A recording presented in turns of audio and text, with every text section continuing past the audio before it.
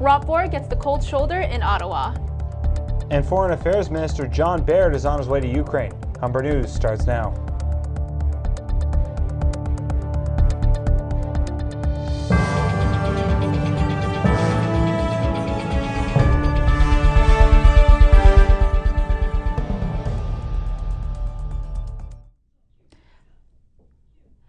Hello, it's February 26th. Welcome to Humber News, coming to you from the Broadcast Center here at the North Campus. I'm Melissa Capistrano. Thanks for joining us. And I'm Hugh Smith. Ahead on our show, we will have all your news, sports, and entertainment highlights, as well as your 5-day weather forecast. But first, Alyssa has our top story. A new survey says a large number of students might be getting away with cheating, but Humber College has a plan to try and prevent academic dishonesty before it happens. Alexis MacDonald has more. At Humber College, plagiarism is taken very seriously. Here in the School of Media Studies, all first-year students take a pledge to maintain academic honesty during their time at the school.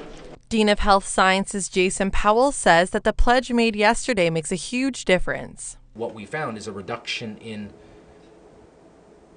misconduct, cheating, plagiarism, etc. And so anything we can do up front helps us in the long run and helps students in the long run.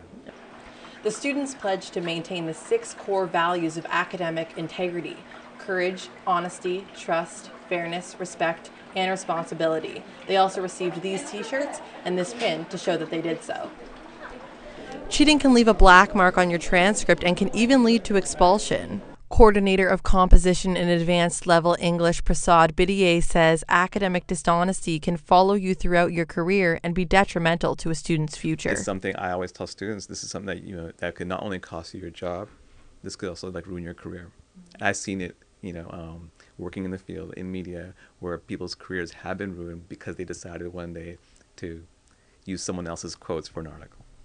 A CBC survey of Canadian universities shows more than 7,000 students were disciplined for cheating in 2011, but those numbers are lower than the numbers of students who actually cheat. Humber Remedial and Developmental ESL Program Coordinator John Stilla says this could be because cheating can be difficult to detect. It's very time-consuming to figure out what the sources of plagiarism actually are. And I mean, teachers have busy schedules marking other papers, trying to plan lessons and so forth. I don't think that is ever anything intentional on the instructor's part or a laziness on their part by any means. It's just sometimes it is so time consuming to figure it out.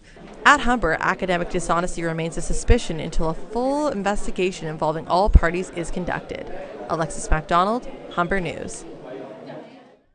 Thanks, Alexis. Toronto Mayor Rob Ford got a cool reception in Ottawa today. He attended an annual meeting of big city mayors for the first time since taking office. But he got the cold shoulder from Quebec City and Montreal officials. The Montreal mayor says the meeting is not a circus. Ford says he wants funding for Toronto's subways, housing, and door-to-door mail delivery. The group is discussing a $14 billion federal program for infrastructure across Canada. In the past, Ford has called the meetings a lefty caucus, and today he left early. The GTA will receive $190 million from the province for damage caused from the ice storm. It hit Toronto on December 21st and caused at least $275 million worth of damage. Ontario's Minister of Municipal Affairs and Housing announced the funding this afternoon at Queen's Park. Mayors and regional chairs with the GTA had passed a resolution on January 17th asking the provincial and federal government for financial assistance. The minister, Linda Jeffrey, said details of the province are still being finalized. We may have a ranked ballot in Toronto elections by 2018. 2 Toronto MPPs are putting bills forward today at Queen's Park. The ranked ballot would allow voters to rank a list of candidates rather than choose just one. A Liberal representative is tabling a private member's bill for a ranked ballot for both mayoral and city council elections. If the law goes through, Toronto will be the first jurisdiction in Canada to cast votes outside the traditional electoral system. Toronto police have released a sketch of the suspect involved in the sexual assault of an Etobicoke woman early Saturday morning. The 29-year-old was walking in the Islington and Summit Crest Drive area when she was grabbed, forced to the ground, and assaulted.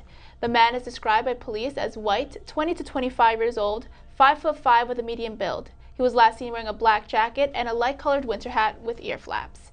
Anyone with information is asked to contact Toronto Police. 2 men have been charged after a meth lab bust in Brampton. Police found chemicals used to make the drug in a home on Citronella Lane. They were acting on an anonymous tip. While they did find chemicals, they did not find any evidence the drug was actually being produced. Desmond Bailey of Ajax and Casimir Odumbi of Peterborough have been charged. When we come back, we'll have more news from across the country and around the world. Mark McKelvey will have the sports news, and we'll have your weather forecast with Carissa Wilson. Even though it's sunny outside, today feels like -24 with the wind chills. I'll have your 5-day weather forecast after the break.